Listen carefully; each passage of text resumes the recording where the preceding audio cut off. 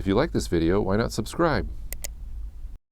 Hey everybody, welcome to another episode of the Frugal Filmmaker Tip of the Month. Today I want to talk a little bit about how I am creating my weekly recap show in a really narrow time window. Now the idea when I first started that show was that I didn't have a lot of time, so I needed to have a really rapid production schedule so that I could get everything shot and edited and uploaded within the space of about 2 hours. Now the problem is that as I found out in my pilot episode, was I shot that episode with this camera. This is my Canon Vixia HFS-100.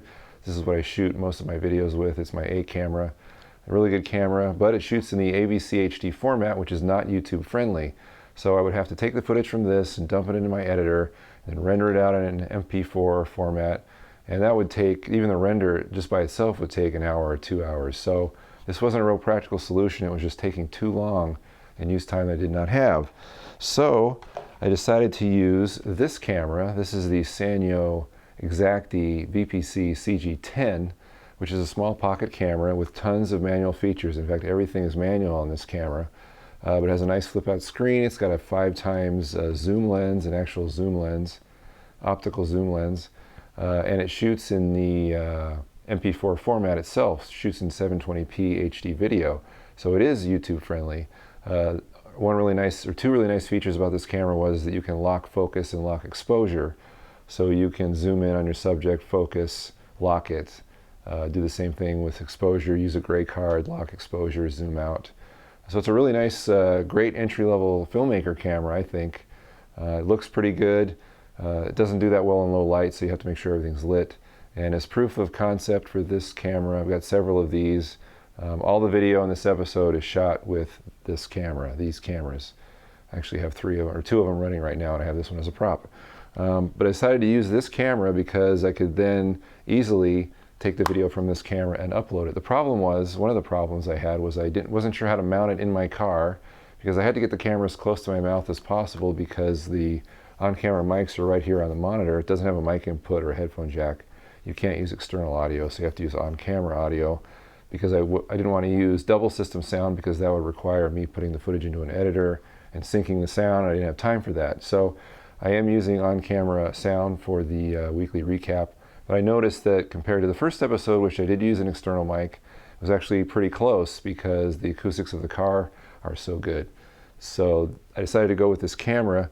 Again, I had to mount it somehow, and I also wanted to get rid of the motion at the beginning and the end of most videos that are uploaded from cameras, where the subject reaches behind the camera, obviously, to shut it off because no one is running it. Usually you're running it yourself. So those were a few issues I had. The first issue was how to mount the camera, and I just built a little camera stand. This is a pickle jar lid that I've drilled a hole in, punched a hole in the bottom, and then ran a 1/4-inch bolt through it with some fender washers to give it a little weight. I then put my favorite mini ball head on top of it, and I'll put a link for this ball head. I've used several of these in many of my projects. For those of you who follow, you'll recognize it.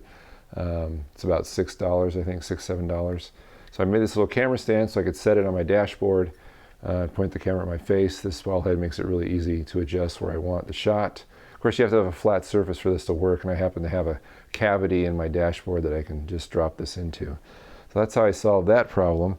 The next problem was, in using this camera, was, of course, how do I get rid of the motion of me reaching behind at the beginning and the end of the video, so it would just, start and stop without me looking like I did anything. And one way you can get around that is if your camera has a remote, you can start and stop your video with the remote. You can just be sitting there and off camera start and stop the video. But these cameras don't have remotes. They're pretty inexpensive. And at the end of this video, I'm going to tell you how you can get these cameras for $80, which is a fantastic price, because they are still available if you can find them. How I got around the trimming, because the video does need to be trimmed so you can eliminate that shot of you reaching behind it to press the record button, is that there's actually some in-camera software that will allow you to trim both ends of the video, much like a lot of smartphone cameras will allow you to do. You can then trim the front of the back, and then it will re-encode it as an MP4 and take about 1/6 of the time as it would to actually render it if you were to drop it into an editor. So that's what I've done. You just shoot the video. I would then go in and use the trimming feature and eliminate the motion of me starting and stopping the camera. and then I would have my complete video. Then I could take the camera, pull the card out, put it into my computer, and upload it right from the card to YouTube without ever having it to touch any software inside my computer. So that's how I was able to figure out how to do that narrow time window thing where I only had a couple hours to do the show, because if I wasn't able to do it in that narrow time window, I wouldn't be able to do the show at all. So that's how I figured it out. I used these great Sanyo XACTI CG10 cameras. And if you're wondering about the video quality, this whole entire video is shot on one of these cameras, so you can kind of get an idea. Plus all the recap episodes, except for the first one, were shot on these. So the video is not too bad as long as you're giving yourself enough light. These cameras completely fall apart in low light, so make sure there's enough light, as in this shot. And I'm actually got another camera running off to the side to show you what my lighting setup is, so you can kind of get an idea. I've actually used some just available lights to light the scene. Okay, so now we're at the end here, and I just want to tell you how or what a great place you can get these cameras for $80, and that's at Radio Shack. I'm providing a link in the description below where you can type in, or that goes right to where these cameras are featured on Radio Shack's website. You type in your zip code, and they will tell you the nearest Radio Shack that has those cameras in stock, because they're on clearance. But you type in your zip code, and they will tell you which store has them, and you can go there and get a version that's red in color and have it for $80. And I think that's probably the best deal for an entry-level filmmaker camera right now. Oh, and there are a couple caveats with this camera that I should point out. One of them is it does not come with an AC adapter. It only comes with a battery. And the battery's probably only going to last about an hour.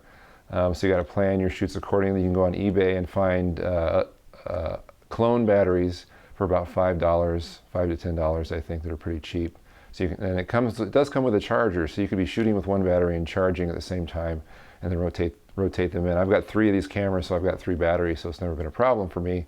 But you should be aware of that there is no AC adapter with these. You can't plug them into the wall. You have to use the battery, so you have to plan your shoots accordingly. But anyway, they're really good deals. I really like these cameras. In fact, I'm probably going to shoot a short film on these sometime, because I really like the way the video looks. It's kind of a high contrasty look. It looks pretty good. So that's the tip of the month this month. And stay tuned later in the month when the actual Frugal Filmmaker show, I'll be talking about how to build a cold shoe to PVC adapter, so you can actually mount your PVC projects on top of your camera if it has a hot or cold shoe. So until next time, we'll see ya.